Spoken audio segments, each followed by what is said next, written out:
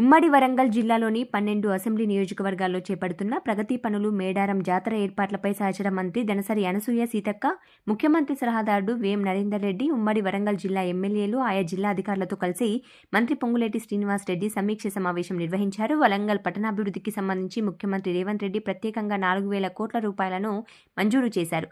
రెండవ రాజధాని లాంటి వరంగల్ను అభివృద్ధిలో తెలంగాణకు ధీటుగా మార్చేందుకు కావాల్సిన సకల సదుపాయాలు, మౌలిక వసతులు కల్పించడానికి ప్రణాళికలు వేస్తున్నామని చెప్పారు. ఇందిరమ్మ ఇండ్లు, 2 BHK ఇండ్ల మంజూరుతో పాటు ప్రాంతంలోని మధ్యతరగతి, మరీ అత్యల్ప ఆదాయం గల వారి కోసం యుద్ధ ప్రాతిపదికన హౌసింగ్ బోర్డు తరహాలో ఇల్లు కట్టించేందుకు చర్యలు తీసుకోవాలని అధికారులను ఆదేశించామని తెలిపారు. వరంగల్లోని క్రీడా స్టేడియము, ప్రత్యేకంగా స్పోర్ట్స్ స్కూల్ ఏర్పాటుకు కూడా DPRను రూపొందించాలని ఆదేశించామన్నారు. ఈ నెల 19న ముఖ్యమంత్రి రేవంత్ రెడ్డి చేతుల మీదుగా మేడారం ఆధునీకరణ పనులను ఘనంగా ప్రారంభించనున్నట్టు తెలిపారు. లక్షాదిగా తరలివచ్చే మహాజాతరకు భారీ ఏర్పాట్లు చేశామని తెలిపారు.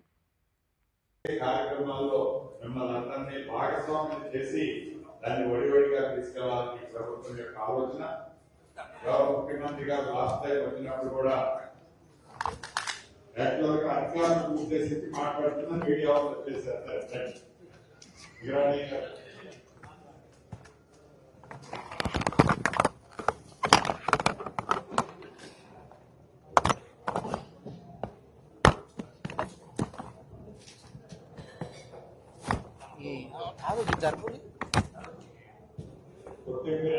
మంచి ఎంతవరకు ఫోటోస్ బాగుంటాయి కదా, బెటర్ కదా.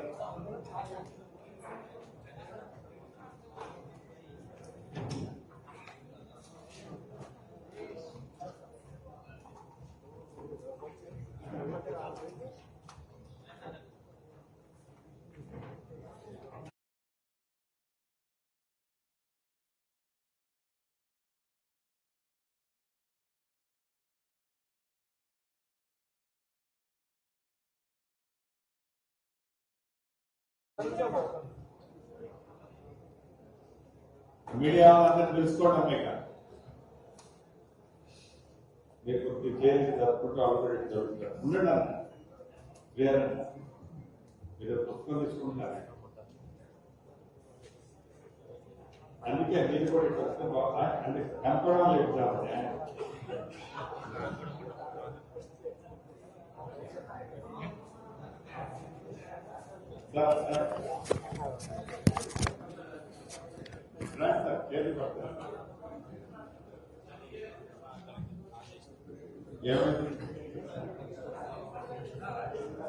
ఓకేనా? రైట్. ఈరోజు ఉమ్మడి వరంగల్ జిల్లాలోని 12 నియోజకవర్గాల్లోని అభివృద్ధికి సంబంధించిన, సంక్షేమ కార్యక్రమాలకు సంబంధించిన రివ్యూని నాతో పాటు సహచర మంత్రివర్యురాలు సోదరిమణి సీఎం అడ్వైజర్ వేం నరేందర్ రెడ్డి గారు, గౌరవ శాసనసభ్యులు, శాసన మండలి సభ్యులు, పార్లమెంటు సభ్యులు, కార్పొరేషన్ సభ్యులు, మున్సిపల్ వరంగల్ కార్పొరేషన్ చైర్మన్ గారు, గౌరవ జిల్లా కలెక్టర్ గారు, కలెక్టర్లు, మున్సిపల్ కమిషనర్ గారు, ఇంకా వివిధ శాఖలకు సంబంధించిన ఉన్నతాధికారులు, మీడియా మిత్రులందరికీ హృదయపూర్వక నమస్కారం. అందరికీ నూతన సంవత్సర శుభాకాంక్షలతో పాటు అడ్వాన్స్ గా సంక్రాంతి శుభాకాంక్షలు తెలుపుకుంటూ, రాష్ట్ర ప్రభుత్వం, ప్రజా ప్రభుత్వం, గౌరవ ముఖ్యమంత్రి రేవంత్ రెడ్డి గారి నాయకత్వంలో ఏవైతే అభివృద్ధి సంక్షేమ కార్యక్రమాలు రాష్ట్ర వ్యాప్తంగా జరుగుతున్న వాటిలో భాగంగా హైదరాబాద్ తర్వాత అంత మహానగరంగా అదే దిశలో వరంగల్ కూడా అభివృద్ధి చేయాలని ఈ రాష్ట్ర ప్రభుత్వం దృఢ సంకల్పంతో ఉన్న సంగతి మీకు తెలియదు కాదు. ప్రధానంగా ఈ ప్రభుత్వం గౌరవ ముఖ్యమంత్రి రేవంత్ రెడ్డి గారి ఆలోచనలకు అనుగుణంగా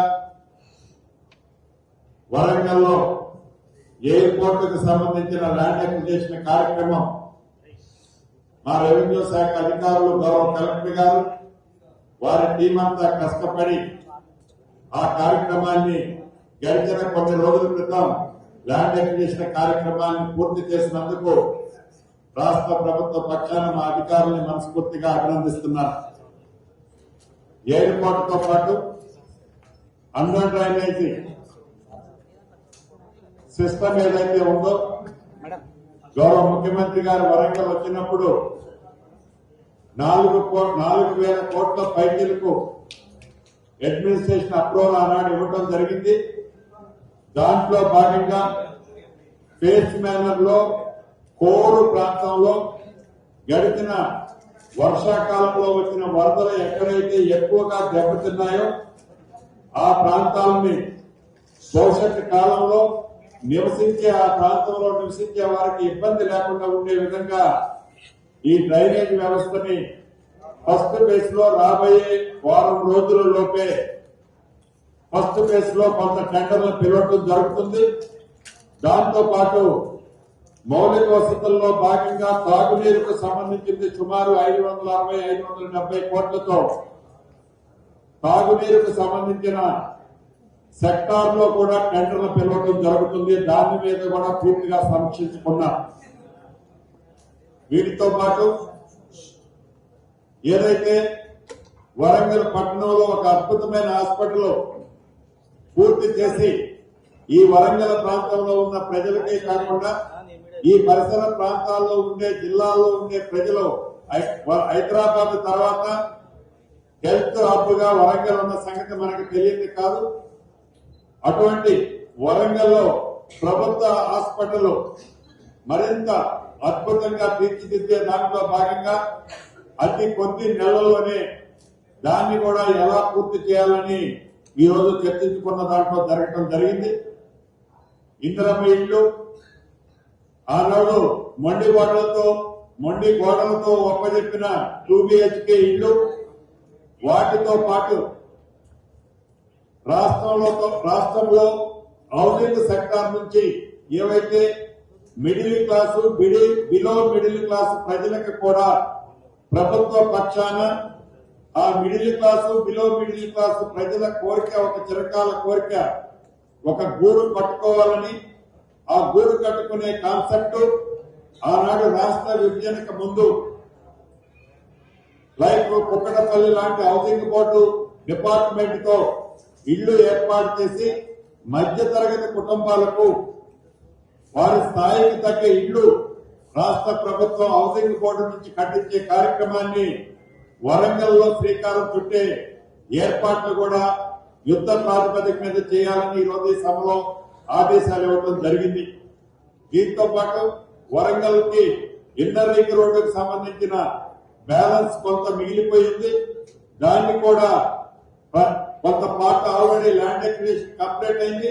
రిమైనింగ్ బ్యాలెన్స్ కూడా కంప్లీట్ చేసే కార్యక్రమాన్ని పూర్తి చేస్తూ అదే రకంగా భద్రకాళి టెంపుల్ కు సంబంధించిన మాడు వీధుల పని గతంలో వర్షాకాలం వర్షాలు రావడం వల్ల ఆ భద్రకాళి ట్యాంక్ లో డీసిలిటైజేషన్ కానీ ఆ టెంపుల్ మాడు వీధులతో పాటు ఆ టెంపుల్ ని పునరుద్ధరించే దాంట్లో భాగంగా కొన్ని పనులు పెండింగ్ ఆగిపోయాయి. వాటికి సంబంధించింది కూడా ఎలా పూర్తి చేయాలని ఒక టైం లైన్ పెట్టుకొని పూర్తి చేసే కార్యక్రమాన్ని చర్చించుకొని ఈ ప్రెస్ మీట్ అయిన తర్వాత దాన్ని కూడా పరిశీలించడం జరుగుతుంది. మొత్తం మీద వరంగల్ ని హైదరాబాద్ తర్వాత నెక్స్ట్ క్యాపిటల్ గా ఏ దృష్టితో ఈ ప్రభుత్వం చూస్తుందో అదే రకంలో వరంగల్ పట్టణానికి అన్ని మౌలిక వసతులు కల్పించాలి. అన్ని రకాలుగా వరంగల్ ని అభివృద్ధి చేయాలి. అన్ని సెక్టార్ని ఇక్కడికి తీసుకురావాలి. ఆనాడు మధ్యలో వదిలేసిన కాకతీయ టెక్స్టైల్ పార్కులు కూడా వరదలు వచ్చినప్పుడు అది ముప్పుకి గురైతుంది. దాన్ని కూడా రివైవ్ చేసే దాన్ని కూడా చాలా క్షుణ్ణంగా ఈ రోజు డిస్కస్ చేసి దాన్ని కూడా ఆదేశాలు ఇవ్వడం జరిగింది. ఇలా మొన్న వర్షాలకి గౌరవ ముఖ్యమంత్రి గారు వచ్చినప్పుడు ఏవైతే వరంగల్ పట్టణంలో డ్రైనేజీ వ్యవస్థతో పాటు నాలాలని రిటైనింగ్ వాల్స్ డిశ్చార్జ్ కెపాసిటీ రోడ్ల దగ్గర ఉన్న కల్వర్ట్లకు లేని కారణంగా వాటర్ హెడప్ అయి అనేక ఇళ్లు చాలా 4 నుంచి 5 మీటర్లు మునిగాయి. అటువంటి వాటికి సంబంధించిన కలవర్ట్లకు సంబంధించిన అంశాన్ని కూడా చర్చించడం జరిగింది. తప్పకుండా ఈ ప్రభుత్వం సంక్షేమంతో పాటు వరంగల్ పట్టణం, వరంగల్ ఉమ్మడి జిల్లాలో అభివృద్ధిలో కూడా ముందంజలో ఉండబోతుంది. గౌరవ పెద్దలు కళ్యాణ్ శ్రీహరి గారు మిగతా మిత్రులు అడిగినట్లు ఒక మంచి క్రికెట్ స్టేడియంతో పాటు ఒక స్పోర్ట్స్ స్కూల్ కూడా ఏర్పాటు చేసే కార్యక్రమానికి కూడా ఎలా చేయాలి అనేది నిర్ణయించే దానికి తగ్గ ఎస్టిమేట్స్ డిపిఆర్ ను కూడా ప్రిపరేషన్ చేయమని కూడా ఆదేశించడం జరిగింది.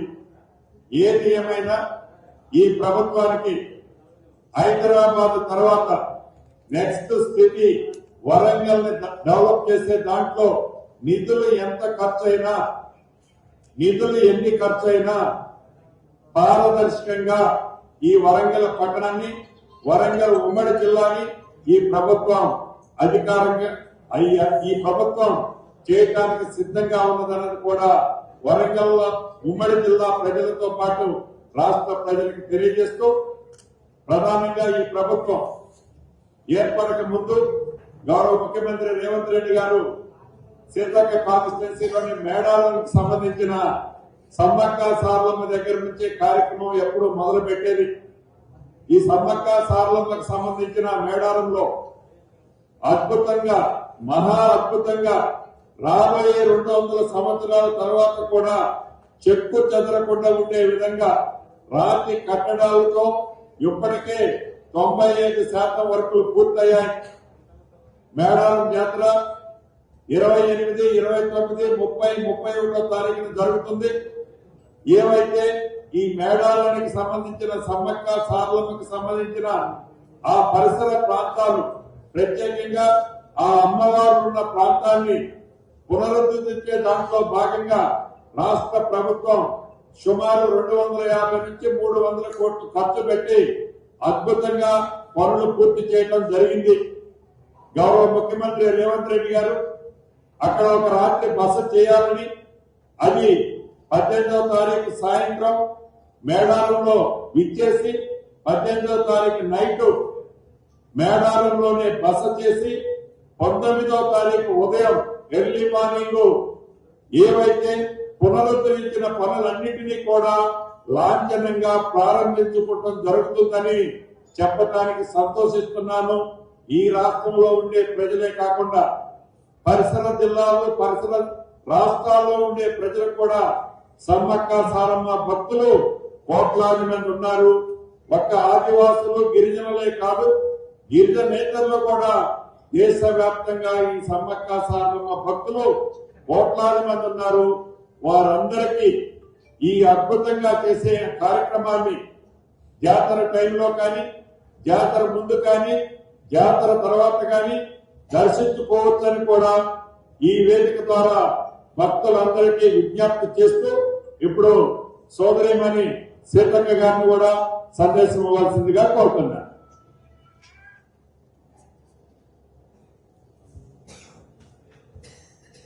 ఈరోజు ఉమ్మడి వరంగల్ జిల్లాకు సంబంధించినటువంటి రివ్యూ సమావేశాన్ని ఏర్పాటు చేసి మమ్మల్ని అందరినీ ఆహ్వానించిన మా జిల్లా ఇన్ఛార్జ్ మంత్రి గారు పొంగులేటి శ్రీనివాస గారికి, అదేవిధంగా వేం నరేందర్ అన్న గారికి, సీఎం సలహా గారు, అదేవిధంగా మా సహచర ఎంపీలు, ఎమ్మెల్యేలు, మేయరు, ఎమ్మెల్సీస్ అందరికీ, చైర్మన్లకు మరియు అధికారులకు, కలెక్టర్స్, ఎస్పీస్, అదేవిధంగా వివిధ శాఖల అధికారులకు, పత్రికా మీడియా సోదరులకు అందరికీ కూడా హృదయపూర్వక నమస్కారాలు, ధన్యవాదాలు తెలియజేస్తా ఉన్నాము. ఈరోజు చాలా డీటెయిల్ గా జిల్లా అభివృద్ధికి సంబంధించినటువంటి రివ్యూ సమావేశాలు, రివ్యూని ఏర్పాటు చేసుకోవడం జరిగింది. ఖచ్చితంగా డే బై డే వరంగల్ ను మరి హైదరాబాద్ తో పోల్చుకొని హైదరాబాద్ తర్వాత మరి అంత స్థాయిలో డెవలప్ చేసే విధంగా ఒక సంకల్పాన్ని పెట్టుకొని మన ముఖ్యమంత్రి రేవంత్ రెడ్డి గారు మరి ముందుకెళ్లడం జరుగుతూ ఉంది. దానిలో భాగంగానే గతంలో మరి ఎప్పుడో విమానాశ్రయం కోసం ట్రై చేస్తే అది గత 10 సంవత్సరాలు ఉన్న తెలంగాణ ప్రత్యేక రాష్ట్రంలో కూడా మనం సాధించుకోలేకపోయినాం. కానీ మన ముఖ్యమంత్రి రేవంత్ రెడ్డి గారు పట్టుదలతోటి వరంగల్ యొక్క గొప్పతనాన్ని, వరంగల్ యొక్క అవసరాన్ని గుర్తించి మరి ప్రాంతాన్నంతా కూడా గతంలో పర్యటించి ఇప్పుడు మరి ఎయిర్పోర్ట్ ను కూడా ఇక్కడికి తీసుకురావడం, ఇది వారికి మన ఉమ్మడి వరంగల్ జిల్లా మీద ఉన్నటువంటి అభిమానానికి, శ్రద్ధకు నిదర్శనం అని కూడా ఈ సందర్భంగా తెలియజేస్తా ఉన్నాను. అదేవిధంగా మనందరం ఒకప్పుడు ఉమ్మడి జిల్లా ఉన్నప్పుడు అందరి పాత్ర మేడారంలో ఉండేది. కాబట్టి ఇప్పుడు కూడా అధికారులందరూ, అదేవిధంగా మీడియా సోదరులు, మరి పోరుగల్లు తర్వాత అని ఎట్లయితే కాకతీయుల కాలం అంటామో సేమ్ ఈక్వల్ గా అదే టైంలో సమ్మక్క సారమ్మ కాలం కూడా నడిచింది. సో వాళ్ళు ఈరోజు మా ఇంటి ఇలవేల్పులే కాకుండా, ఆదివాసులకే కాకుండా మరి గిరిజనేతరులకు కూడా కోట్లాది మంది గుండెల్లో కొలువుదీరినటువంటి దేవతలు, పొంగు బంగారం లాగా కోరుకున్న కోరికలు తీరుతున్నాయి. కాబట్టే కులము, మతము, ప్రాంతము అని తేడా లేకుండా పెద్ద ఎత్తున భక్తులు వస్తా ఉన్నారు. ఆ భక్తుల వచ్చేటువంటి సౌకర్యార్థం దాదాపుగా 6 నెలల క్రితమే మన ప్రభుత్వం 100 కోట్లను రిలీజ్ చేయడం జరిగింది. ఏది ప్రతి 2 ఏళ్లకు ఒకసారి జాతర మనం నిర్వహించుకుంటాం కాబట్టి నిర్వహణ కోసం. అట్లనే మరి జాతరతో పాటు ఇప్పుడు మనం ఎంచుకున్నది గద్దెల పునరుద్ధరణ, ఆలయ ప్రాంగణ పునరుద్ధరణ. సో ఈ పనులు కూడా ఇప్పుడే ఉండడంతో వాటికి కూడా ప్రత్యేకంగా నిధులు ఇచ్చి ముఖ్యమంత్రి గారు ప్రత్యేకంగా ఇక్కడికి వచ్చి మరి మాస్టర్ ప్లాన్ ఓపెన్ చేసి మళ్ళీ తర్వాత ఎప్పటికప్పుడు హైదరాబాద్ నుంచి కూడా వారు మానిటరింగ్ చేయడం, మరి గుడి నిర్మాణానికి సంబంధించినటువంటి యుద్ధ ప్రాతిపదికన పనులు చేపట్టడానికి మా ఇన్ఛార్జ్ మినిస్టర్ సీనన్న గారికి కూడా బాధ్యతలు ఇవ్వడం, వారు కూడా చక్కచక్క వారి బాధ్యతలన్నీ కూడా నిర్వర్తిస్తూ జాతరను విజయవంతం చేయడం కోసం కృషి చేస్తున్నందుకు పొంగులేటి శ్రీనివాస్ రెడ్డి అన్న గారికి, అదేవిధంగా మా సోదరి మన ఎండోమెంట్ మినిస్టర్ సురేఖక్క గారికి, మా ట్రైబల్ మినిస్టర్ అబ్దుల్ లక్ష్మణ్ గారికి, మాకు సహకరిస్తున్న సహచర ఎమ్మెల్యేలు, అధికారులు, ఎమ్మెల్సీలు, ఎంపీలు, ఇతర ప్రజాప్రతినిధులు, మా పత్రికా మీడియా సోదరులందరికీ కూడా మరి 18వ తారీఖు నాడు మరి నూతనంగా ఏదైతే నిర్మాణం చేపట్టినామో ఆ యొక్క ప్రాంగణము పునరుద్ధరణ ఓపెనింగ్ కార్యక్రమానికి 18వ నాడు సాయంత్రం ముఖ్యమంత్రి గారు వస్తున్నారు. అక్కడే బస చేస్తారు మేడారంలో. కాబట్టి మిమ్మల్ని మన ప్రజలందరినీ కూడా ఆహ్వానిస్తా ఉన్నాం. అదేవిధంగా 19వ తారీఖు నాడు ఉదయమే మరి 7-8 గంటల మధ్యనే ముహూర్తానికి మరి గుడిని కూడా ప్రారంభించడం జరుగుతుంది ముఖ్యమంత్రి గారి చేతుల మీదుగా.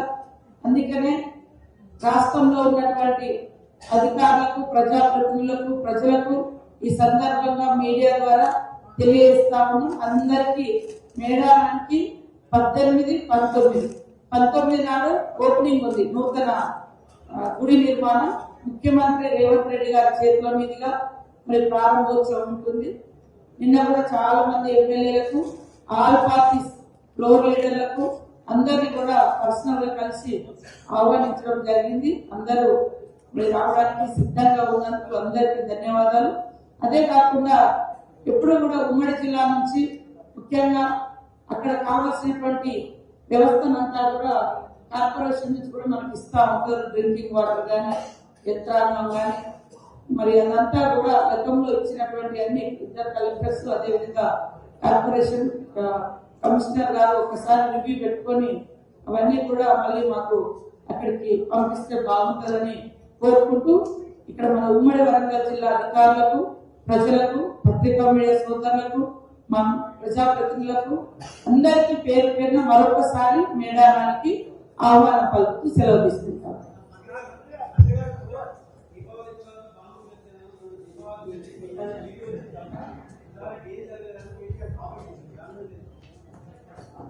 ప్రతిదానికి స్పందించాల్సిన అవసరం లేదు. ఏం బాంబు పేలుతుందో, ఏం బాంబు పేలుతుందో వాళ్ళ ఆత్మ తెలుసు, వాళ్ళ అంతరాత్మ తెలుసు. ప్రతిరోజు వాళ్ళు పడుతున్న ఏది చేసిన దాన్ని ఎలా కప్పిపుచ్చుకోవడానికి తాపత్రయపడుతుందే మనకి చాలు. ఈనాటి ఉమ్మడి వరంగల్ జిల్లా డెవలప్మెంట్ వర్క్స్ గురించి సమీక్ష నిర్వహించడానికి విచ్చేసిన వరంగల్ ఉమ్మడి జిల్లా ఇన్ఛార్జి మంత్రివర్యులు గౌరవనీయులు శ్రీ పొంగులేటి శ్రీనివాస్ రెడ్డి గారికి, అదేవిధంగా గౌరవ ఈ సమీక్షలో పాల్గొన్న గౌరవ మంత్రివర్యులు శ్రీమతి సీతక్క గారికి, అదేవిధంగా ప్రభుత్వ సలహాదారు శ్రీ వేం నరేందర్ రెడ్డి గారికి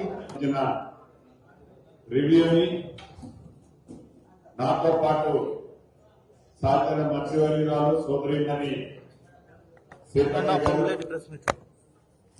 సీఎం అడ్వైజర్ వేం నరేందర్ రెడ్డి గారు, గౌరవ శాసనసభ్యులు, శాసన మండలి సభ్యులు, పార్లమెంటు సభ్యులు, కార్పొరేషన్ సభ్యులు, మున్సిపల్ వరంగల్ కార్పొరేషన్ చైర్మన్ గారు, గౌరవ జిల్లా కలెక్టర్ గారు, కలెక్టర్లు, మున్సిపల్ కమిషనర్ గారు, ఇంకా వివిధ శాఖలకు సంబంధించిన ఉన్నతాధికారులు, మీడియా మిత్రులందరికీ హృదయపూర్వక నమస్కారం. అందరికీ నూతన సంవత్సర శుభాకాంక్షలతో పాటు అడ్వాన్స్ గా సంక్రాంతి శుభాకాంక్షలు తెలుపుకుంటూ రాష్ట్ర ప్రభుత్వం, ప్రజా ప్రభుత్వం, గౌరవ ముఖ్యమంత్రి రేవంత్ రెడ్డి గారి నాయకత్వంలో ఏవైతే అభివృద్ధి సంక్షేమ కార్యక్రమాలు రాష్ట్ర వ్యాప్తంగా జరుగుతున్న వాటిలో భాగంగా హైదరాబాద్ తర్వాత అంత మహానగరంగా అదే దిశలో వరంగల్ కూడా అభివృద్ధి చేయాలని ఈ రాష్ట్ర ప్రభుత్వం దృఢ సంకల్పంతో ఉన్న సంగతి మీకు తెలియదు కాదు. ప్రధానంగా ఈ ప్రభుత్వం గౌరవ ముఖ్యమంత్రి రేవంత్ రెడ్డి గారి ఆలోచనలకు అనుగుణంగా వరంగల్లో ఎయిర్పోర్టుకు సంబంధించిన ల్యాండ్ అక్విజిషన్ కార్యక్రమం మా రెవెన్యూ శాఖ అధికారులు, గౌరవ కలెక్టర్ గారు, వారి టీం అంతా కష్టపడి ఆ కార్యక్రమాన్ని గడిచిన కొన్ని రోజుల క్రితం ల్యాండ్ అక్విజిషన్ కార్యక్రమాన్ని పూర్తి చేసినందుకు రాష్ట్ర ప్రభుత్వ పక్షాన మా అధికారుల్ని మనస్ఫూర్తిగా అభినందిస్తున్నారు. ఎయిర్పోర్ట్ తో పాటు అండర్ డ్రైనేజీ సిస్టమ్ ఏదైతే ఉందో, గౌరవ ముఖ్యమంత్రి గారు వరంగల్ వచ్చినప్పుడు 4,000 కోట్ల పైచీలకు అడ్మినిస్ట్రేషన్ అప్రూవల్ ఆనాడు ఇవ్వడం జరిగింది. దాంట్లో భాగంగా ఫేస్ మేనర్ లో కోరు ప్రాంతంలో గడిచిన వర్షాకాలంలో వచ్చిన వరదలు ఎక్కడైతే ఎక్కువగా దెబ్బతిన్నాయో ఆ ప్రాంతాలని భవిష్యత్ కాలంలో ఆ ప్రాంతంలో నివసించే వారికి ఇబ్బంది లేకుండా ఉండే విధంగా ఈ డ్రైనేజ్ వ్యవస్థని ఫస్ట్ ఫేజ్ లో రాబోయే వారం రోజుల లోపే ఫస్ట్ ఫేజ్ లో కొంత టెండర్లను పిలవటం జరుగుతుంది. దాంతో పాటు మౌలిక వసతుల్లో భాగంగా తాగునీరుకు సంబంధించింది సుమారు 560-570 కోట్లతో తాగునీరుకు సంబంధించిన సెక్టార్ లో కూడా టెండర్లు పిలవడం జరుగుతుంది. దాని మీద కూడా పూర్తిగా సమీక్షించుకున్నాం.